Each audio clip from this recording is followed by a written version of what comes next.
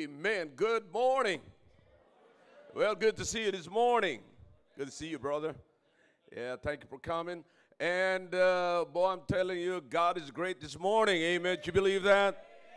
Yeah, it's good. It's always good to be in the house of the Lord. Amen. Amen. Great singing. And I believe that God has something for us this morning. Amen. O, tuwa ba kayo na kayo nasa bahay-sambahan, mga kapatid? Oh yes, alam niyo, magkita-kita na lamang tayo na nasa loob tayo ng simbahan at nagsasama-sama ang mga nagmamahal sa Diyos. Yan po ay napaganda. You see, this is the gathering of God's people who love the Lord, who love His Word. Amen. And we are ready to obey His Word. Amen. Amen. All right. As promised, today I'm going to talk about commitment to transformation, and we have just finished about transformation, about finances, you know, and this time we're going to talk about transformation in words, you know, at kung paano po tayo magkakaroon ng transformation sa pananalita, how we speak, especially to the couples, to the family, no, ay mahalaga po yan, mga kapatid, kasi maraming nagkakamali, maraming nasasaktan, maraming naguguluhan, maraming nawawasak na tahanan sa pamamagitan ng hindi tamang pagsasalita. Kaya yan po ang ating pag-uusapan ngayon. You ready? All right. So if you have your Bibles, you can turn your Bibles now in the book of Proverbs. We will start from the book of Proverbs. We have a lot of passages that we're going to open this morning. Okay, we'll start from the book of Proverbs, chapter 21. There is a familiar passage in that chapter 25 of the book of Proverbs. And if you think it's in verse number 11, then you are right. All right? Proverbs chapter 25, verse number 11. Okay? Andiyan na kayo? All right, just follow me. Then later on, we'll turn again to the book of James, and then we'll go to another passage in the Bible, the book of 1 Peter, and we have a lot of passages that we're going to read this morning. Okay? All right. Ako naniniwala mo, kapatid, na handa na po kayo sa pakikinig, no? At ako naniniwala na kayo po ay pagpapalain sa umagang ito. Napakaganda ng ating usapin po ngayon. Okay. All right, Proverbs chapter 25, verse number 11. Are you with me? All right.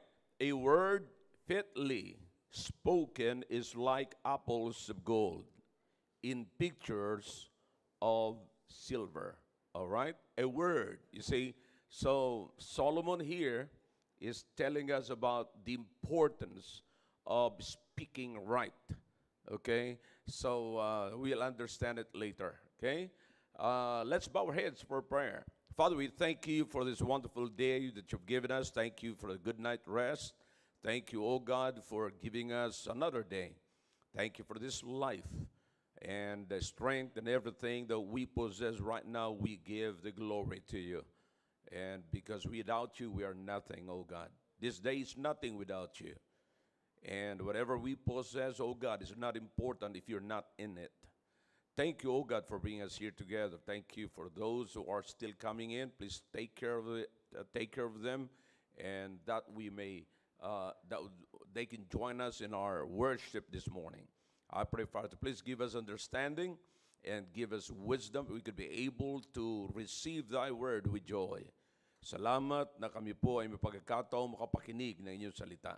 Pagpalain niyo po ang bawat isa sa umagang ito. Lahat ng aming maririnig, lahat po ng aming marinig ay meron po kaming ability to receive it. Thank you, O God, that we also ask the forgiveness for our sins, wherever it is, that we have in our hearts and even in our minds, oh God, that could possibly hinder our understanding. Please forgive us and cleanse us from all unrighteousness. And bless everyone, oh God, that are ready to receive your word. In Jesus' name I pray. Amen. All right, thank you. You may be seated in the presence of our God. Okay?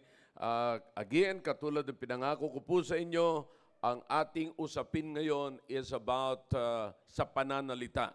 All right? About sa pananalita.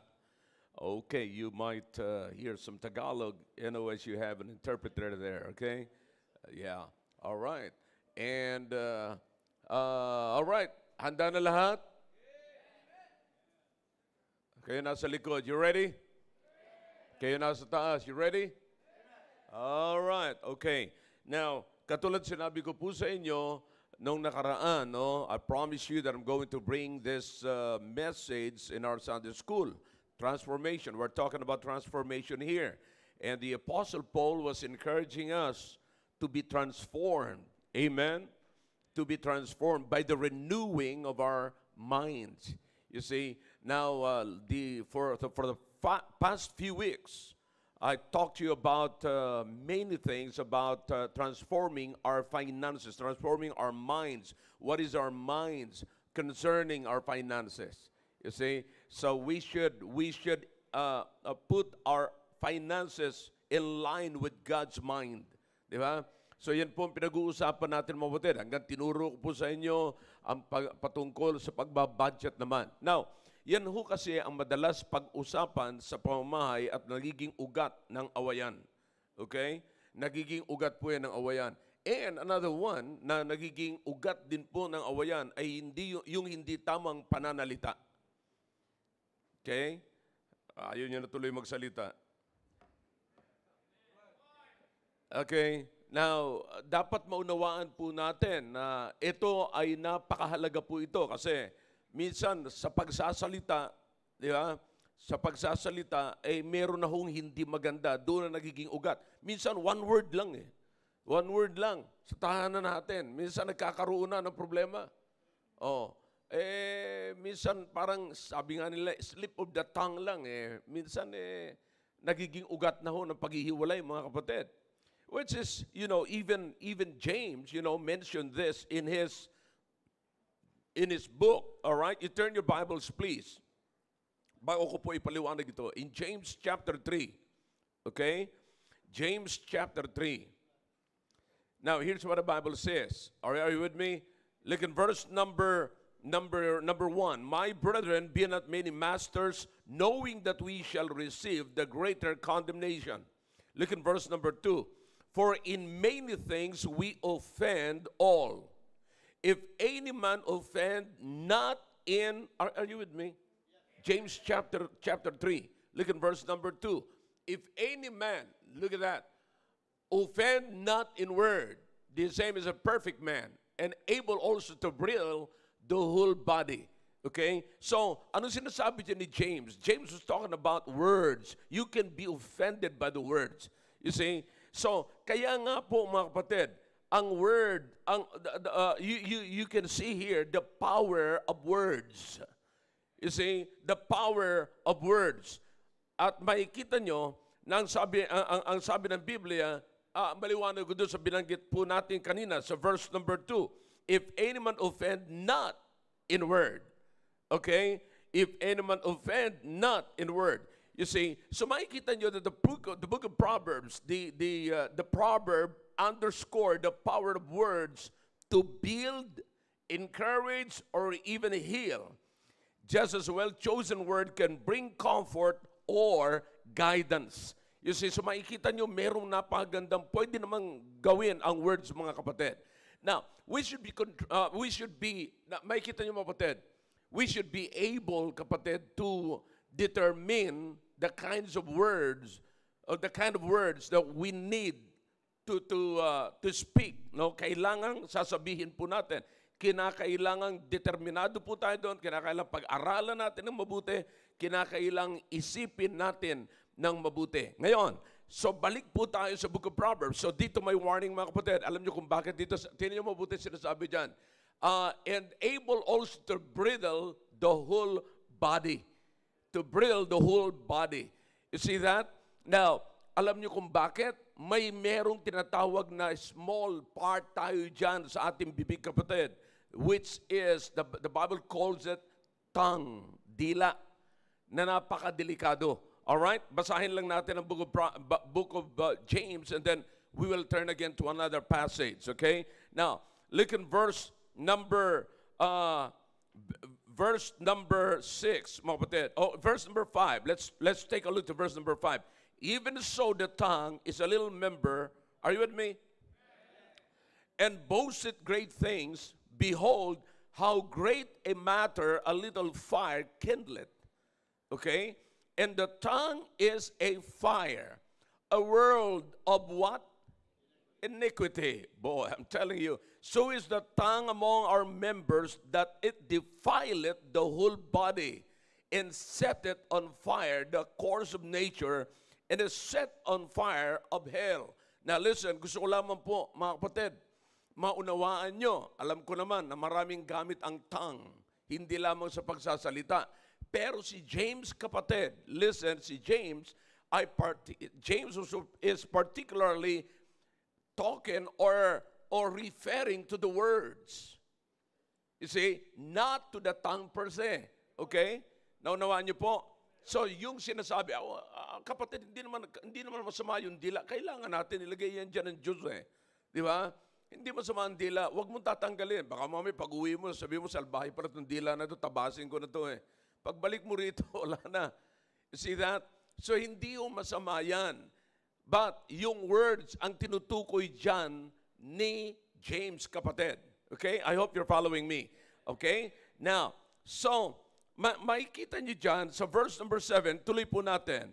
For every kind of beast and of birds and of serpents and of things in the sea is what? Tamed. And hath been tamed of mankind. But, sabi niya, so, baliwala yung sinabi na yun tungkol sa mga hayop na yung mga kapatid. But, the tongue can no man tame. It is an unruly evil, full of deadly poison. Okay? Now again, James was referring to the words that is coming out from the tongue. Okay? Hindi naman talaga yung dila talaga ay parang ahas na may lason, kapatid. Pero yung nabibigkas na salita ng dila, na nagagaling ng dila, kapatid, yun ang grabe.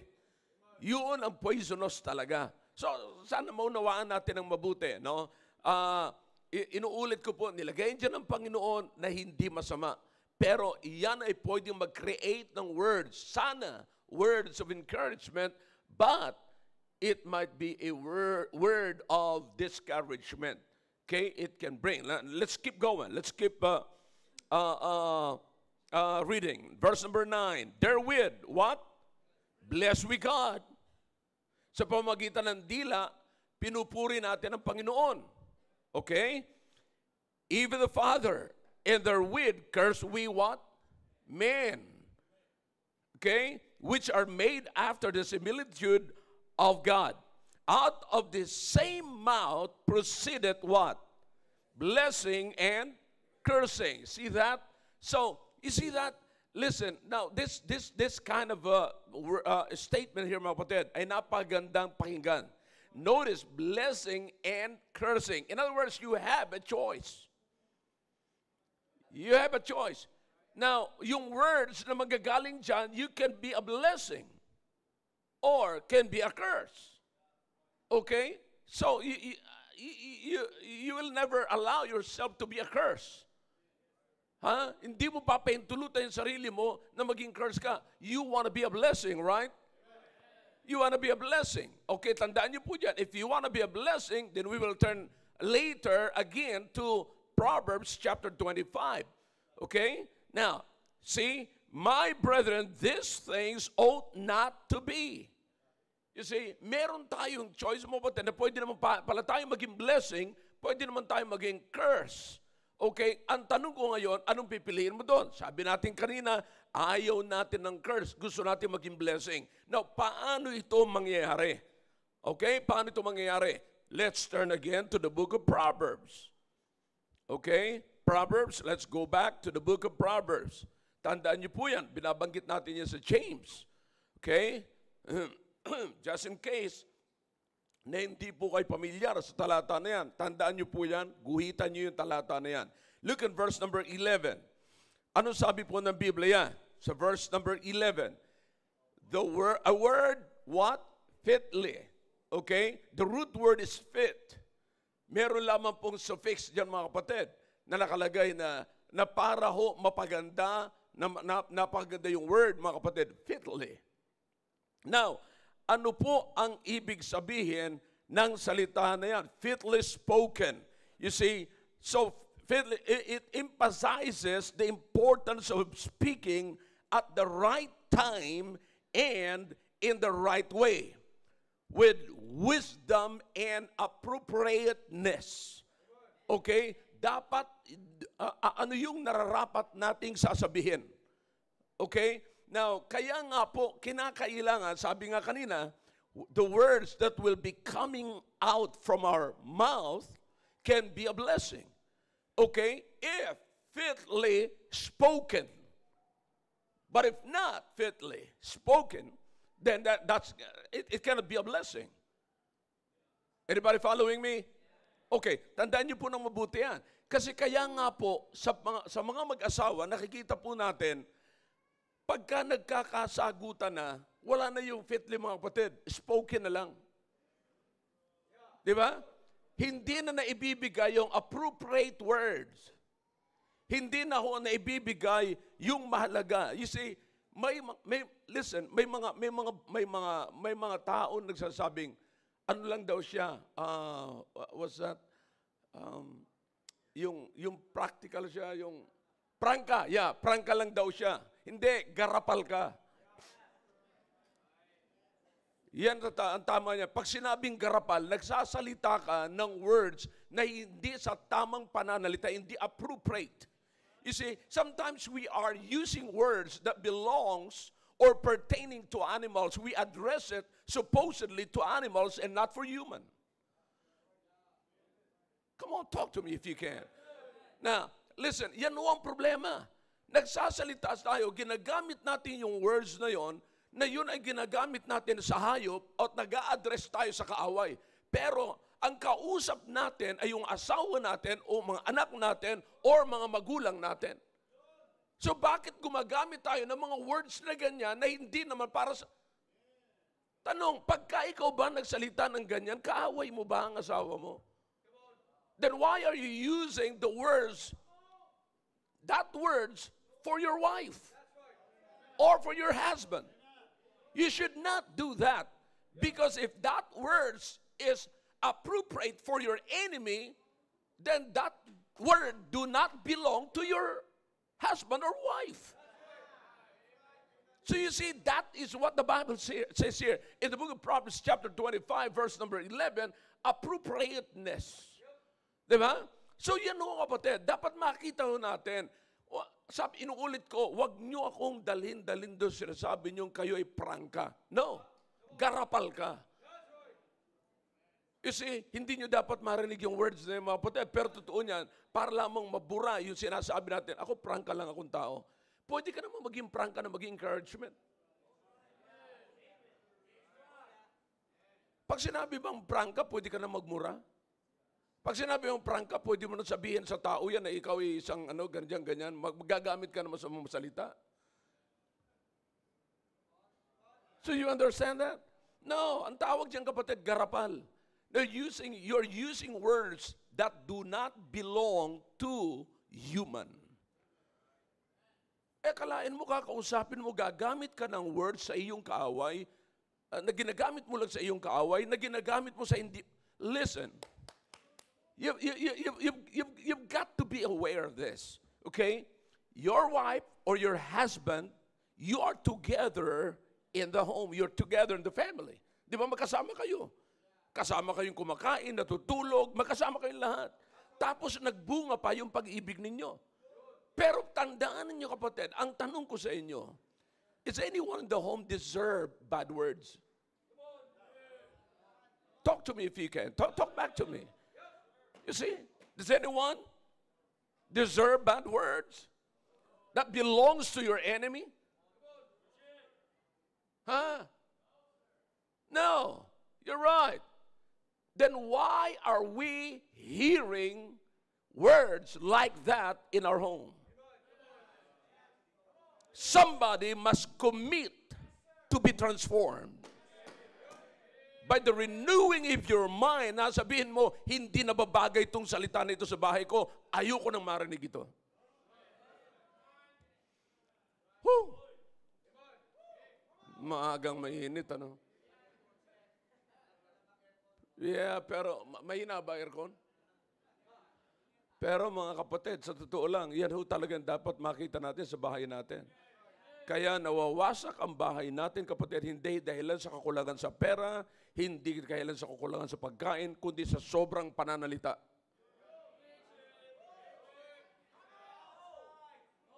Ikaw na asintado ka.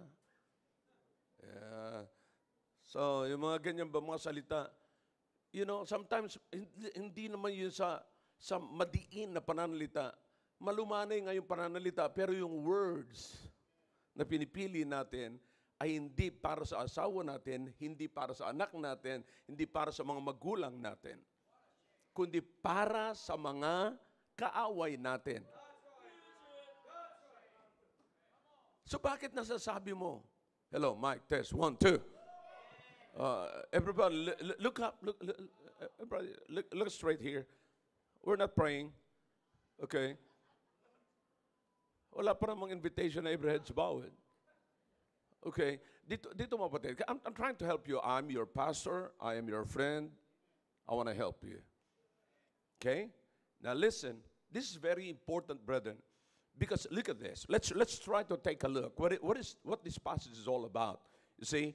Now, the Proverbs here is a metaphor. In a metaphor form. Ibig sabihin mga kapatid, look at the apple of gold. Look at that. In ancient time, the apple of gold is used like a description for traits, human traits.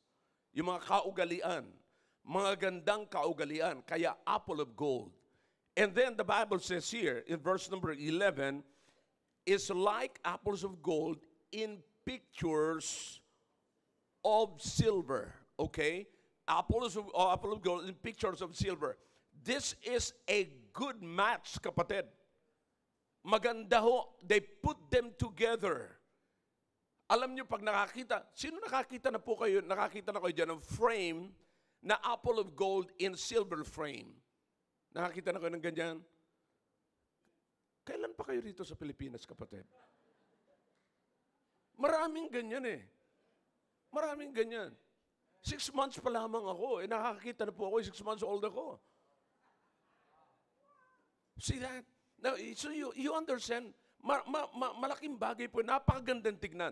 Ang ibig sabihin, napakaganda hong match yan, kapatid. So yun ang nagsasabi ng fitly spoken, fitly framed together. So it speaks of the beauty. Diba? So ganun kaganda mga kapatid. Yun dapat ang kapag ka nakakita ka, kapag ka nakarinig ka ng salita, ng pananalita na sinabi sa tamang panahon at tamang pagkakabigkas. Tamang pananalita, ganun kaganda na parang apple of gold sa silver na frame. Kitang-kita mo yung apple of gold kasi mga kapatid pag nasa silver yan.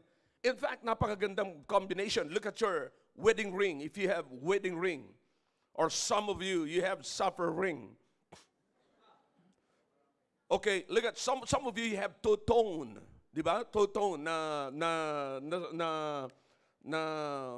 wedding ring. Sinong meron ganyan two-tone?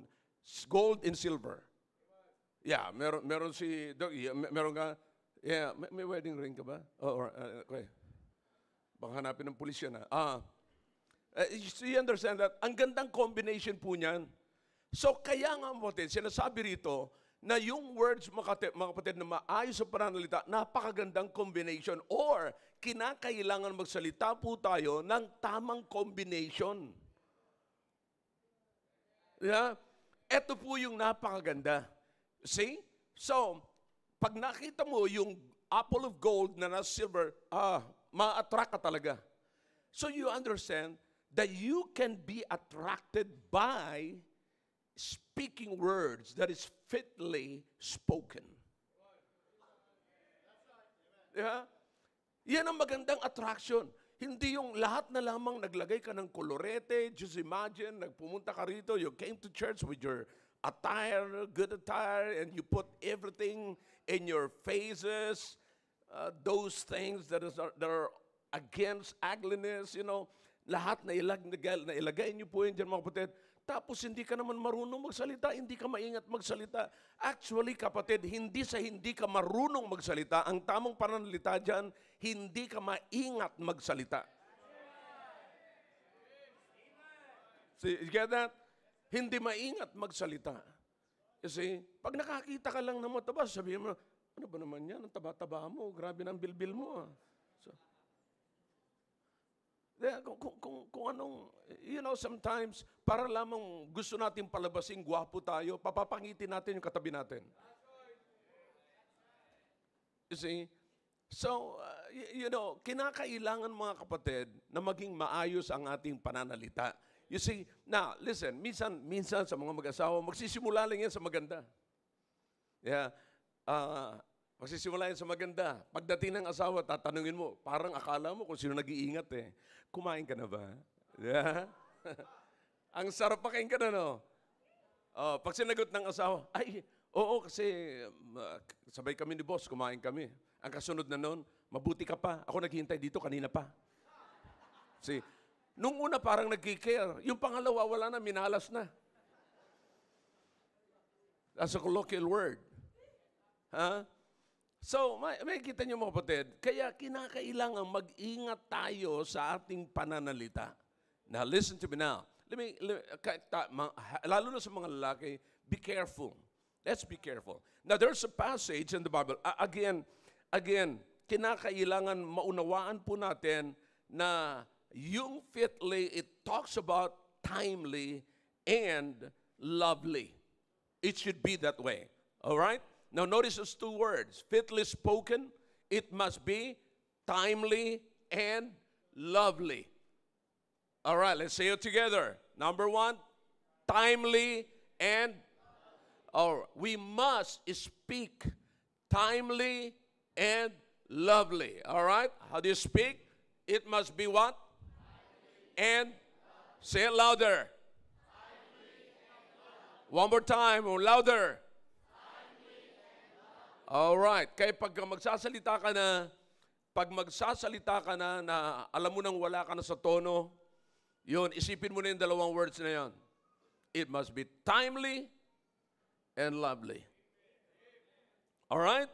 Now, why is this important, mga kapatid? Alright? Peter has the answer for this question, okay? Let's go to the book of James. Alright. I hope na susundan nyo mga kapatid. First Peter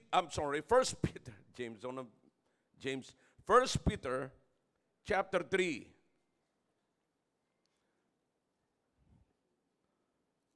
All right? 1 Peter chapter 3.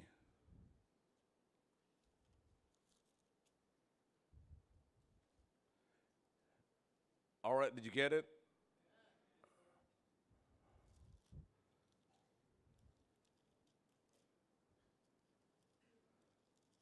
Chapter 3, look at verse number 7. Okay? Notice what the Bible says here. All right? For those of you who don't have Bibles, then we are providing Bibles of the verse in the screen. Okay? Look what the Bible says here.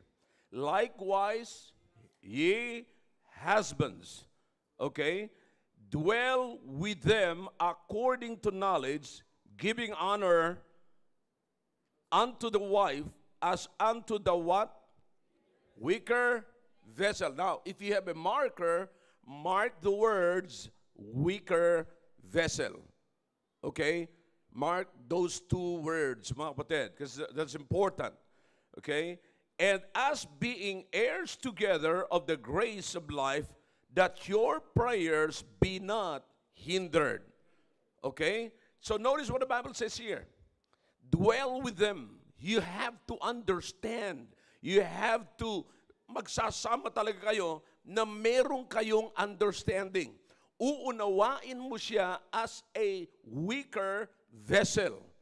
Notice what the Bible says. Let's understand as it is, as what the Bible says. Weaker vessel. Okay? Vessel is what? A vessel. And inside the vessel is content. Yun, nakita nyo? So, let me ask you a question. Which one is weak? The content or the vessel?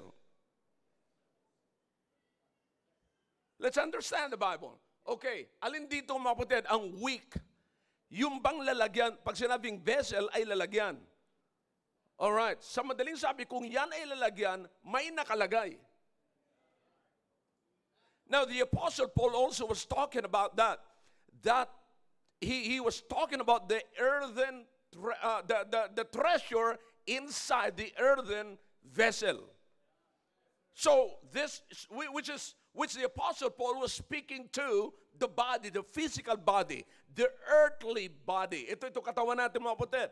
Now, sabi ni Paul, there is treasure in it. Okay, may treasure.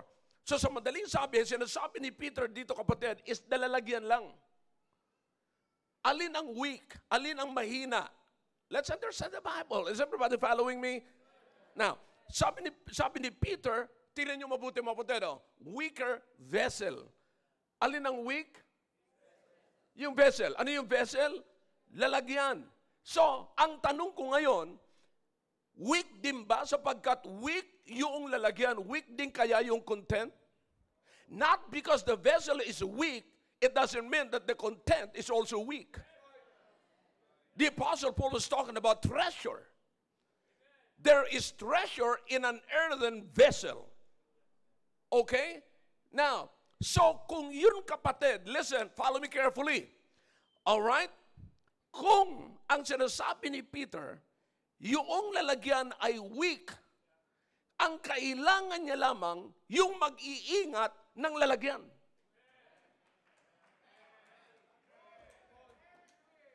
Somebody, maybe the husband, must learn how to handle the weaker vessel. Why? Because if you handle it properly, you are taking care also the treasure inside that weaker vessel.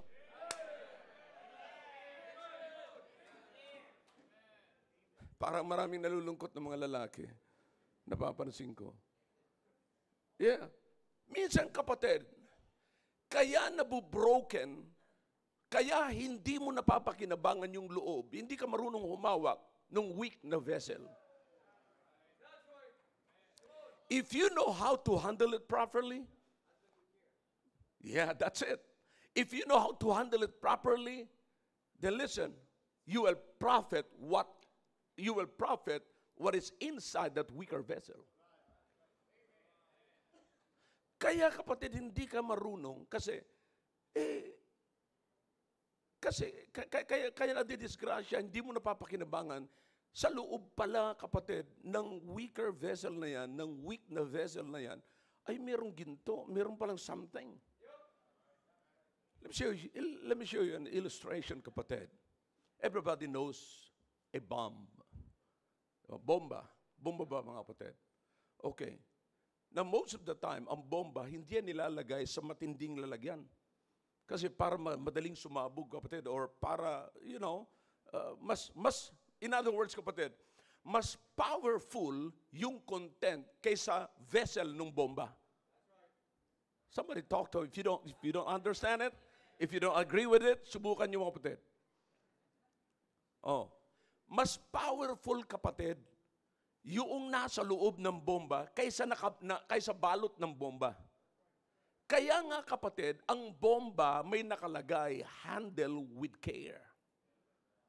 Ingatan ng mabuti. Pag may granada kang hawak, kapatid, kinakailangan hawakan mo ng mabuti. Maayos ang pagkahawak mo. Bakit? Mas powerful yung nasa loob niyan kaysa balat ng granada. So you understand that? See? So kaya nga kapatid, pagka binitawan mo, pagka maayos, you see, inside that wicker vessel, bomba. Powerful.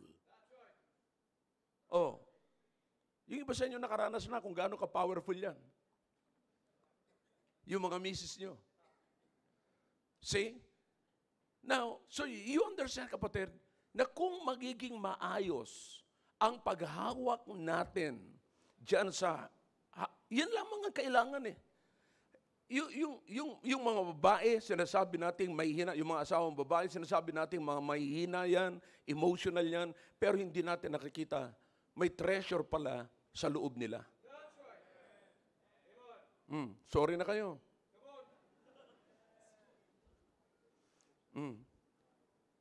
Bakit? Hindi nyo mapapakinabangan yung treasure nila kung hindi kayo marunong mag-handle. Vessel ang sinasabi rito eh. Di ba? So, alin yung weak? Yung vessel, yung lalagyan. Kaya pag marunong kang mag-handle nun, makikinabang ka sa treasure sa loob. Yeah. So you see, paano po ito nagkakaroon ng problema mo po? Alam na nating weak, pupukpukin pa natin. Alam na nating weak, ipoprovoke pa natin. You see, no wonder why the Apostle Paul in the book of Ephesians, she husband, what? Love your wives. You see, love. Because they need to be loved. They need love. Somebody that will love them. Because they are, as far as the vessel, as a vessel, they're weak. Kinakailangan po nila ng talaga may mag-handle sa kanila. Kaya naunawaan yung mga lalaki, mga husbands, handler tayo. Handler tayo ng mga weaker vessel. If they are weaker vessel, we must be stronger.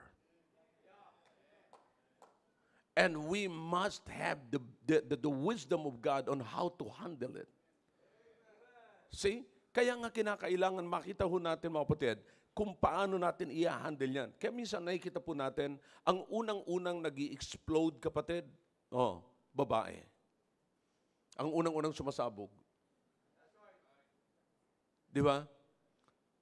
Inside that vessel is very explosive.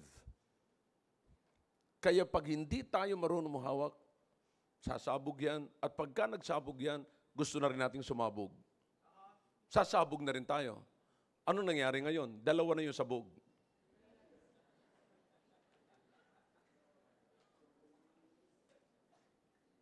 Yeah? Dalawa na yung sabog sa bahay. Bakit may away dyan? May dalawang sabog. Naunawaan niyo, mga kapatid? So nakikita niyo ngayon ang problema. Nasaan ang problema ngayon? Pananalita. That's why somebody must speak appropriately. You see? Now, kapag ka nakarinig tayo ng isang salita na hindi maganda, ano sasabihin natin? Kasi sasagutin din natin hindi maganda. Tandaan nyo, lahat po tayo, kapatid, ay vulnerable sa mga bagay na yan. Lahat po tayo ay, sabi ko nga sa inyo, merong Peter possibility, pero meron tayong Satan potential. Yeah? So, just imagine how the Lord Jesus Christ speak to Peter. He was called Simon Peter, and after 6 passages, he was called Satan. See? So, lahat po tayo merong ganyan, kapatid. Kaya nga po, ang pinakamaganda, pagkagalit ka na, isipin mo na yung dalawang words na sinabi ko kanina. Must be timely and lovely. See that? So, kinakailang matransform tayo dyan. You know, kapatid, ang pinakampangit sa loob ng tahanan natin, nasanay na tayo ng garapalang pananalita. Oh, yan ka na naman ang bunganga mo, ha? Mas marumi pa sa basurahan natin. You think it is an encouragement? Ikaw nga parang marumi pa doon sa inudurong hindi na flush. So you understand that? So, alam niyo mga kapatid, sa pamamagitan ng mga bagay na pananalita na ganyan, nagkakagarapalan na sa loob ng tahanan. Kaya, if you get used to it, wala na. Wala nang transformation. Kaya ang kailangan po natin ngayon, magkaroon tayo ng commitment na pag umuwi tayo, babaguhin na natin yung mga words na yan. Be ye transformed by the renewing of your mind. See? So this is really great, mga kapatid. Kapag tinignan natin to, silipin natin mabuti, ano yung mga words na nakasanayan nyo sa loob ng bahay? Ano yun? I mean, let me ask you a question. Is the word please still in the home? Can you still hear that word? Please. May I. You know? May I. So para kayong, pag nasa bahay kayo, para kayong nasa boot camp or para kayong nasa barracks. Nagarapalan na sa bulyawan. You know, para kayong lagi nakakita ng battalion commander. See? So yung mga words na ganyan, kapatid, dapat maging maingat tayo. Then, maliban sa pagsasalita natin, let's be honest, maliban sa pagsasalita natin ng hindi pa maganda, paggamit natin ng words na hindi pa maganda, may kasama pa ng itsura yan. Na nagsasalpukan ang dalawang nagsasalpukan ng dalawang kilay, humahaba ang nguso, you know, humahaba ang nguso, lumalaki ang butas ng ilong. See? Now, listen. This brethren, this is the very thing that we should consider that we need to be transformed. Sa loob ng pamamahay. I'm trying to help you. Kapatid, marami akong nakikita na problema ng ganyan, nagka-counsel ako ng family, yan ang lagi natin na makikita. Listen, tandaan niyo po ito, hindi kayo magwawakas sa bad words. Pisikalan, diyan kayo magwawakas. You think magwawakas kayo dyan sa murahan, magsasalita kayo, magwawakas kayo dyan sa mga pangit na words? No, hindi kayo magtatapos doon. Hindi matatapos ang usapan nyo sa pamamagitan ng mga masamang palitan ng pananalita, kundi matatapos yan pagka nagsakita na kayo. Minsan, hindi pa kayo magsusorry doon sa mga bad words. Magsusorry kayo pag may mga pilay na ang isa't isa. Bad, di ba? Amen. See? So kaya, ang tatandaan po natin mga kapatid, those two words, timely and lovely. And I believe that will help you. Kapag hindi po natin tinandaan ito kapatid, isang araw, wala na. Makikita mo yung mga anak natin, yun na rin ang susundan. Susundan. Makikita nyo, kapatid, it's something that is, hereditary. Kasi, parang pagkain yan. Yung diabetes naman sana, hindi nahahawa. Katulad ngayon, kapatid, acquired lagi po yan. Bakit sa pamilya, it runs sa family, kapatid? Kasi isa lang ang kinakain nyo katulad ng ganyan. Bakit ganyan? Iisa lang ang ugali. Makita mo yung ugali ng tatay, ugali ng nanay, makikita mo sa anak. Bakit? Yun lagi ang nakikita. It runs to the family. Ba clear? Ngayon, wala man sa pamilya, pero na-acquire natin dito sa labas, mga kapatid. Bakit? Yan yung mga pinapahintulutan natin na mag-i-influence sa atin. That's why we must be careful. See? You got to be careful. Now, listen, here's the thing na sinasabi dito sa Proverbs, kapatid. A words that is fitly spoken. Word fitly spoken is like apples of gold in settings of silver, or in settings of silver, in the picture of silver. Okay? So kaya makikita natin, kinakailangang well-chosen. In other words, a well-chosen, timely word is as valuable and beautiful as a precious object, highlighting the power of importance of thoughtful communication. You see, so you're communicating properly in the home. You see, that's what we need, kapatid. Alam nyo, minsan, pinakamagandang isipin nyo, kapatid, para bang nakikipag-usap ka sa tao na first time mong makausap. You see, and sometimes we're trying to impress the people outside the home, but we never consider to impress the people in the home. See, we fail to do that. Hindi natin nagagawa yan, mga kapatid. Nagkukulang tayo sa bagay na yan. Kaya kinakailangan natin laging iisipin yan. Consider natin. No, tingnan mo, nung nililigawan mo pa lamang yung misis mo, piling-pili ang pananalita mo. At yung nililigawan ka pa lang naman, piling-pili rin yung sagot mo. Piling-pili rin yung sagot mo. Yung mga first time na yan, ay lahat siyang pili, mga kapatid. Bakit nung tumagal na kayo, hindi kayo nasanay doon sa pinili ninyo? Di ba? So, ganun. Di ba? Pagka nakarinig ka ng hindi magandang words, nasabihan ka ng ganun, ay, siguro hindi niya sinasadya yun. Baka nabiglaan lang siya. Ngayon, iba na eh. Palagi kang ganyan eh. Buisit ka. Yeah. So yun na ho yan. Sabi ko nga, nasanay na po sa garapalan. Hindi ho yan kaprangkahan. Kagarapalan po yan. And that's not Christianity. That's not Christianity. That is stupidity. Because you are trying to destroy someone by using your words. Poisonous words. See, remember what James said in the book of James chapter 3. See, ang lumalabas dito, blessing and cursing. Tanong, alin ang pipiliin mo? Blessing or cursing? It's your choice.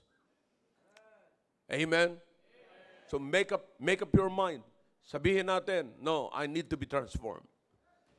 I really need to be transformed. Kinakailangan na magbago ako. Kinakailangan magkaroon ng pagbabago. Tandaan niyo, kapatid, sayang, may kasama kayo sa bahay ninyo ng weaker vessel, pero ginto yung loob, treasure yung loob. Okay? Now, alam niyo po ba, mga kapatid, may mga babae na akala natin ganun-ganun lang sila, but if they are properly handled, they can be a blessing to you. Yeah. Kaya wag niyong ilalagay isasantabi ang mga babaeng ganun. Yung mga sinasabi natin, oh, ang babaeng ito parang garapal to. Hindi, weaker vessel lang yan.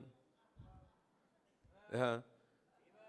Itong babaeng ito, parang ganito, ganyan. No, hindi, weaker vessel lang yan. May ginto din yan sa loob. See? May ginto lang yan. Hindi yung damit, ha. Baka mamaya tatanggalin mo yung damit, eh. Sabihin mo, ginto kasi sa loob. No, hindi. Ibig sabihin, yung kasya mismo, yung pagkatao niya, yun ang ibig sabihin ginto. Amen? Yeah, so I hope this is clear. Amen? Did you get something from this? All right, shall we all stand, please? Dakilang Diyos, marami pong salamat sa narinig po namin. Pagpalain niyo po ang natutunan po namin. Kayo po ang manguna at ipagkaloob niyo po sa amin ang pagpapala, Panginoon, mula sa mga narinig po namin. Ito po ay magkaroon kami ng willingness to be transformed, Panginoon, sa lahat ng aming pong narinig. Pagpalain niyo po ang bawat isa at pangunahan niyo po ang aming pananambahan sa mga susunod pa na gagawin po namin ang awitan, ang choir, everything special, and even our offering, oh God. And bless the whole service, oh God, this morning. In Jesus' name, amen. All right, remain standing, please. We will sing one more song, and then we will recognize our first-time visitors. We're going to hear the choir, the special, and the preaching this morning. Amen. Are you excited? Amen.